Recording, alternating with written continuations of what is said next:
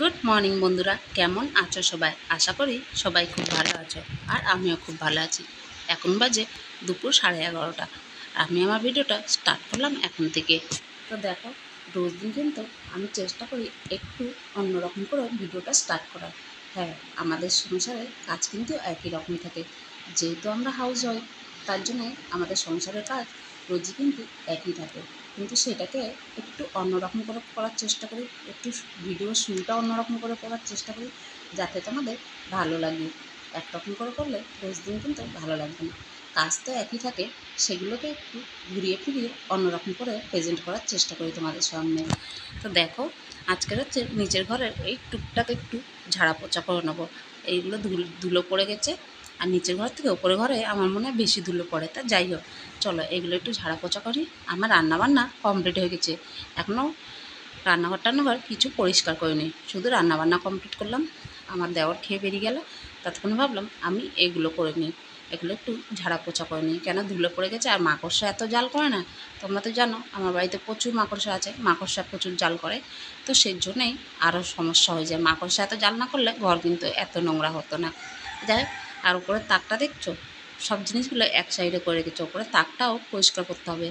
আগে আমি তাকের ওপরে উঠে পরিষ্কার করতাম, এখন আর পারি না। সত্যি কথা বলতে, আগে চেহারাটাও এতটা ভালো ছিল না, আর তখন বয়সও কম ছিল বলতে পারো। যদি বলো এখনও কি তোমার অনেক বয়স হয়ে গেছে, হ্যাঁ, বয়স তো হয়েইছে বলো। ছেলে 12 বা 13 বছর বয়স হয়ে গেল, আর আমার কি বয়স হয়নি? বয়স তো হয়েইছে। হ্যাঁ, তো ওই জন্য এখন আর পাই না। সত্যি কথা বলতে মাঝে মধ্যে হাঁপিয়েও যায়। আগের চেহারা আর এখনকার চেহারা তো এক নেই। কেন, আগে থাইরয়েড ছিল না, তাও চেহারাও এরকম ছিল না। আর এখন থাইরয়েড হয়েও এখন চেহারা ভারী হয়ে গেছে। তারপরে হচ্ছে কি বলো তো, এই থাইরয়েডের কারণে মনে হয় হাঁপিয়ে যায়। তো যাই হোক, কিন্তু এটাও না যে আমি কাজ করতে ভয় পাই। আমি কিন্তু কাজ করতে কোনো দিনই ভয় পাই না। তবে ইদানিং কিছুদিন কিছুদিন যাবৎ বলতে কি, বেশ বছর দুয়েক কেন যেন একটু আলসি লাগে। কাজ করতে ভয় পায় না, কিন্তু শরীরে একটু আলসি লাগে, এনার্জি পায় না, এরকম একটা ব্যাপার থাকে। মাঝের মধ্যে ওরকম হয়, মাঝে মধ্যে দেখবে আমার ঘর এদিক ওদিক ছড়িয়ে পড়ে থাকে, তাও করতে ইচ্ছা করে না। কিন্তু আবার যেদিন করি সেদিন কিন্তু একদম সমস্তটা গুছিয়ে শেষ করি। যেদিন ভাবি যে এই জিনিসটা করবো, সেদিন আমি সেই জিনিসটা করেই ছাড়ি। তো এই হচ্ছে আমার কাজের ধরন। আমি এরকম করেই কাজ করি। তো চলো, আর এত বড় বাড়িটা সত্যি কথা বলতে কী বলো তো, একা হাতে মেনটেন করা খুবই সমস্যা বলতে পারো। তো তোমরা বলতেই পারো যে তোমার বর তো ঘর মুছে দেয়, কাপড় ধুয়ে দেয়, তোমার শাশুড়িও টুকটাক কাজ করে দেয়। হ্যাঁ, করে, কিন্তু এই যে ঘর দুয়ার পরিষ্কার করা, এই যে ঝুল টুল ঝাড়া ঝুড়ি, তারপরে দরকার এদিকে পরিষ্কার করা, ওদিকে পরিষ্কার করা, রান্নাঘর পরিষ্কার করা, এইগুলো কিন্তু আমাকেই করতে হয়। এগুলো কিন্তু কেউ করে দেয় না। ওই ঘর মোছা কাপড় ধোয়া পর্যন্ত সীমাবদ্ধ। ঘর পরিষ্কার করা, ঘরের জিনিসপত্র পরিষ্কার করা, এগুলো আমাকে করতে হয়। এই যে দেখো, শোকেস টোকেসগুলো যেমন পরিষ্কার করা, রান্নাঘরের চিমনি পরিষ্কার করা, ফ্রিজ পরিষ্কার করা, রান্নাঘরের ওয়াল পরিষ্কার করা, এগুলো কিন্তু আমাকে সব একা হাতেই করতে হয়।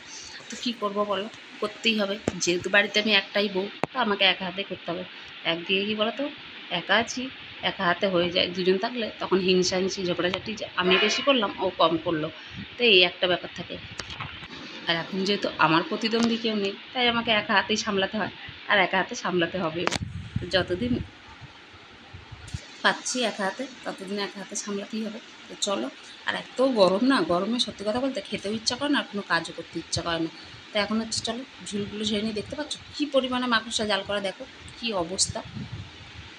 তো এইভাবে নিচের ঘরগুলো সব ঝেড়ে নিলাম। এরপরে যাবো আবার একটু ওই যে নারকেল পাতার থেকে কাঠি বার করছে না, গতকাল তোমাদেরকে দেখেছিলাম যে ঝাঁটার কাঠি বার করছে না, এই কাঠি বার করতে যাবো। এটা করে কাঠিগুলো বার করতে যাবো, তারপরে হচ্ছে রান্নাঘর পরে পরিষ্কার করবো। নাহলে আবার ওই পেছন দিকটা রোদ্দুর পড়ে যাবে। আমার শাশুড়ি বসে বসে কাঠি ছাড়াচ্ছে, তো মা যতক্ষণ বসে বসে ছাড়াক, আমি এদিকের কাজগুলো করে নিই, নাহলে আবার এটা পড়ে থাকবে। আবার শনিবার ঘর ঝাড়া যায় না, মঙ্গলবার ঘর ঝাড়া যায় না। অনেকেই বলে শনি মঙ্গলবার ঘর ঝাড়তে নেই, কিন্তু আমি আবার মাঝে মধ্যে ঝেড়েও ফেলি, জানো তো। আমি আবার ওইসব মানি না বেশি। অনেকেই বলে শনি মঙ্গলবার ঘর ঝাড়তে নেই, তবে আমি একটা বার মানি, সেটা হচ্ছে বৃহস্পতিবারটা একটু অ্যাভয়েড করি ঘর টর ঝাড়াঝুড়ি এগুলো করতে আর কি। অনেকেই বলে এগুলো কুসংস্কার, আবার অনেকেই মানে। তা আমি সত্যি কথা বলতে আমিও ভাবি যে এগুলো কুসংস্কার, আর অত কুসংস্কার মেনে আমি চলি না। সত্যি কথা বলতে এত কিছু আমি মানি না। আমার যেদিন মনে হয় যেটা মনে হয় মানার, সেটা মানি। না হলে কিন্তু আমি অত কুসংস্কার মানি না। এই শনিবার ঘর ঝাড়তে নেই, মঙ্গলবার ঘর ঝাড়তে নেই, এই দিন শ্যাম্পু করতে নেই, ওদিন শ্যাম্পু করতে নেই। তবে চেষ্টা করি, বললাম না, চেষ্টা করি যে বৃহস্পতিবারটা ঘর না ঝাড়ার। তবে আর হচ্ছে ওই শনি মঙ্গলবার বলে শ্যাম্পু করতে নেই, তো শনি মঙ্গলবারটা চেষ্টা করি। তবে অনেক সময় আবার হয়েও যায়। দূর অত কিছু বলে কী লাভ হবে বলো, মানলেও যা হয় আর না মানলেও তাই হয়।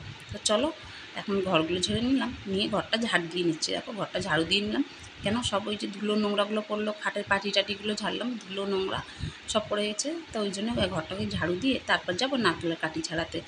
তো জানি না কতটুকু কাঠি ছাড়তে পারবো, মোটামুটি পেছন দিকটায় রোদ্দুর চলেই এসছে। আর এই গরমে রোদ্দুরে বসে না বেশি ছাড়ানো যায় না, আর তার মধ্যে পিঠে ব্যথা যে, এই জন্য আরও বেশিক্ষণ ছাড়াতে পারি না। যাই হোক, দেখো নিচের ঘরটা পরিষ্কার করে কাঠি টাটি ছাড়িয়ে বেশ অনেকটাই কাঠি ছাড়ানো, আর অল্প 2-4টা আছে, ওটা আমার শাশুড়ি কালকে ছাড়িয়ে নেবে। শাশুড়িগুলো থাকে, এটা আমি কালকে ছাড়িয়ে নেবো, রোদ্দুর পড়ে গেছে চলে আসবো, বেশি নেই আর অল্প একটুখানি আছে, তো ওটা আমার শাশুড়ি ছাড়িয়ে নেবে। আর আমি দেখো ওদিকে ওগুলো করে তারপরে ভাতটা খেয়ে রান্নাঘর পরিষ্কার করে বাসন কোসন মেজে আসলাম এখন ওপরে। এখন হচ্ছে ওপরে ঘরগুলো এগুলো একটু ঝাড়া পোছা করে নিই। এই কর্নার একটাগুলো ধুলো পড়ে গেছে, তো এগুলো একটু ঝেড়ে পুছে পরিষ্কার করে নিই।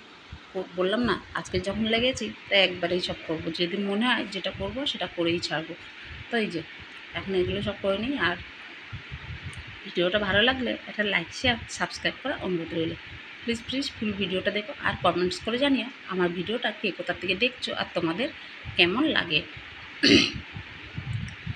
তো ভালো লাগলে কমেন্টস করো, খারাপ লাগলেও কমেন্টস করো, প্লিজ আমাকে কমেন্টস করে জানিও। তো চলো দেখো কর্নার একটাও পরিষ্কার করে ফেললাম।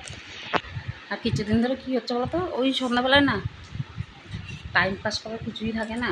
কী বলবো, ওই জোর করে টিভির সামনে বসে থাকতে, এদিকে মোবাইল দেখতে দেখতে মোবাইলও দেখতে ভালো লাগে না, কী করবো। এই সব করতে করতে করতে করতে তারপরে রান্নাঘর ঢুকলে, আর এই রাত্রিবেলা আলসির জন্য আলসি করে করে রাত্রিবেলা আর ভয়েস দেওয়া হয় না। মানে পরের দিন সকালবেলা ভয়েস দিয়ে তারপরে আমি ভিডিওটা আপলোড করি, মানে সঙ্গে সঙ্গে ভয়েস দিয়ে তারপরে ভিডিওটা আপলোড করি। আর আমার এই শোকেসের এই ওপরটা কতটা ধুলো পড়ে গেছে, নিচের শোকেসে এত ধুলো ছিল না, ওপরের শোকেসগুলো যতটা ধুলো পড়ে গেছে, প্রচণ্ড ধুলো পড়ে গেছে ওপরের শোকেসগুলো। না দেখলে বুঝতে পারবো না যে কতটা ধুলো পড়ে গেছে। আর এই যে স্প্রেটা এনে দিয়েছিল হেয়ার স্ট্রেট করার জন্য, শুনুন, একটা হেয়ার স্ট্রেটনার কিনে দিয়েছিলো আর স্প্রেটা এনে দিয়েছিলো। আমি একদিন করেছি, নিয়ে মনে হচ্ছে আমার চুলগুলোকে এমন খড়খড় করছে, মনে হচ্ছে যেন চুলগুলো মোটা মোটা হয়ে গেছে, খসখস করছে। এর জন্যে আমি হেয়ার স্ট্রেটনারও ঢুকিয়ে রেখে দিচ্ছি আর এটা করি না। আর এটা না একা একা ঠিক হয় না, আমি ঠিক একা একা পারি না, কেউ করে দিলে হয়তো ভালো হতো, কিন্তু যেহেতু একা, ওই জন্য একা একা না হয়ে ওঠে না, করতে পারি না ঠিক মতন। একদিন করেছি ঠিক মতন করতে পারিনি, ওই জন্য আমি আর করিই না, ছেড়ে দিয়েছি। ভয়ে যদি চুল টুল পুড়ে যায় তাহলে তো গেল, যেটুকু আছে সেটুকুও শেষ, এই ভয়েই আমি আর করিনি। বাপরে বাপ, দেখি পুজোর সময় একবার চেষ্টা করব যদি করতে পারি। কিন্তু স্ট্রেট করে কী হবে বলো, আমি তো চুল খুলে রাখতে পারি না। যারা চুল খুলে ঘুরতে পারে গরমের মধ্যে তাদের জন্য ঠিক আছে, চুল স্ট্রেট করলো, চুলের কাটিং করলো ঠিক আছে, কিন্তু আমি যে চুল খুলে রাখতে পারি না, তাহলে আমি আর কি করব বলো, স্ট্রেট করেও বা কী হবে, আর আমার স্টাইলিশ কাটিং করেও বা কী হবে। এই জন্য আমি কিছুই করি না, চুল যেমন আছে তেমনই থাক, শুধু মাঝে মধ্যে একটু চুলের আগাটা ছেটে নিই, ব্যাস হয়ে যায় আমার। আর এই যে শোকেসের মাঝখানটা দেখা কী অবস্থায় আছে, কিন্তু শোকেসের মাঝখানটা আজকে গুছাবো না, এটাকে আবার পরে একদিন ধরবো। এখন ভীষণ গরম লাগছে, আর পাচ্ছি না, আবার ছাদে যেতে হবে, মুরগির খাবার জল দেবো, জামা কাপড় তুলবো, এগুলো সব বাকি আছে, তারপর হচ্ছে গা ধোবো, তো এগুলো সব বাকি আছে এখনও। এখন বাজে প্রায় আড়াইটে না, সরি 2:10, ওই যে ঘড়িতে দেখাই যাচ্ছে 2:10, তো ওই যে দেখো 2:10 হয়েছে এখন। তো এখন মুরগির খাবার টাবার জল টল দেবো, এই করবো, এই করতে করতে আড়াইটে বেজে যাবে। তো এখন আবার 2-4টে ভিডিও শ্যুট করতে হবে। ও তার মধ্যে চলে আসলাম, এই ঘরের বিছানাটা ঝাড়া হয়নি, সকালে দেখো বাসি বিছানাটা ঝাড়া হয়নি, তো বাসি বিছানাটা এখন একটু ঝেড়ে নেবো, চাদরটা তুলে ঝাড়বো না, এমনি ঝাঁটা দিয়ে ঝেড়ে নেবো।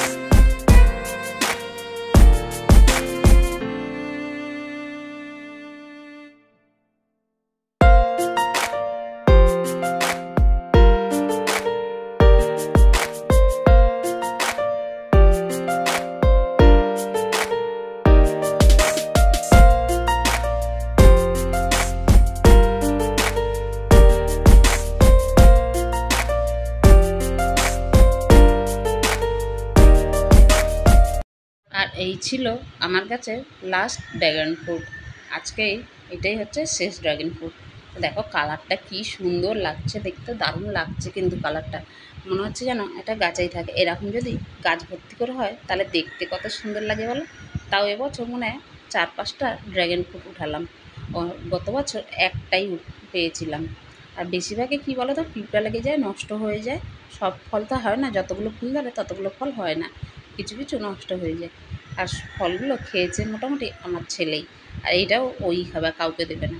তো চলো আজকের মতন ভিডিওটা শেষ করলাম আমি এই পর্যন্ত। দেখা হবে আবার নতুন একটা ভিডিও নিয়ে। সবাই ভালো থেকো, সুস্থ থেকো, আর আমার পাশে থেকো।